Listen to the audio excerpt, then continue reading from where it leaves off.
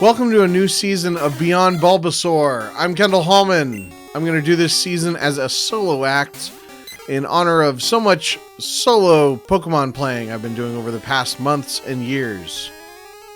Krabby is one of a number of mid-tier water types from Gen 1. It's funny how 150 sounds like so many Pokemon, but when you play Gen 1 a number of times, so many aren't worth a spot on the team. Pokemon like Krabby or Kingler, once it's evolved, Poliwrath, Tentacruel, and Cloyster are great because they fill that spot of the water type on the team and can hold their own all the way through the Elite Four. Of course, Krabby was Ash's 7th Pokemon in the anime, teaching viewers that there's a limit of 6 Pokemon that a trainer can have at a time. Even though I'm scripting this out, I'm going to see off the top of my head if I can name Ash's whole team at the time he catches Krabby. So he had Pikachu, Squirtle, Bulbasaur, Charmander, or whatever level he's at this point, Pidgeotto, and Butterfree. Yep, according to Bulbapedia in the episode Mystery at the Lighthouse, Misty gives Ash a hard time because he didn't actually catch any of his Pokemon. But that's not technically true. Even though Bulbasaur and Squirtle and Charmander just like came with him because they were his friends, he did catch Caterpie and Pidgey. Krabby doesn't appear again until the Indigo League. If you haven't revisited the Indigo League episodes of the Pokemon anime recently, they're pretty good.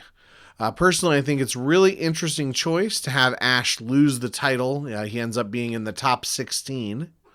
In general, having Ash be a mediocre trainer is unique compared to what a lot of kids shows would do. Unfortunately, the anime as a whole isn't really something I can recommend, especially to those who don't have nostalgia-colored glasses. One reason I decided to cover Krabby today is the fact that he was the Pokemon of the day on my calendar for Christmas. I'm pretty sure they got most of the holidays right, like Pumpkaboo on Halloween, Love Disc on Valentine's Day. Love Disc is the name of the Pokemon, right? I hope I got that right. If not, I'll cut this out. But why on earth would they choose Krabby for Christmas? I don't know. Maybe because everybody's in a bad mood on Christmas. But I do like Krabby's design. He's just a cartoon crab, but sometimes that's all you need. And the name is obvious, but nothing wrong there. He's cute enough. I could also see him, or especially Kingler, used by bad guys, which is always good versatility there. Easiest way to catch Krabby in Gen 1 is with the Super Rod all over the place. I always thought it was weird when you get the Super Rod before the Good Rod, since the Super Rod is, of course, supposed to be better. I think it catches like slightly higher level Pokemon, but they each have their own unique Pokemon that they can catch. I know that part of the game is open. Maybe you get to Fuchsia City another way, but I definitely always end up with the Super Rod first.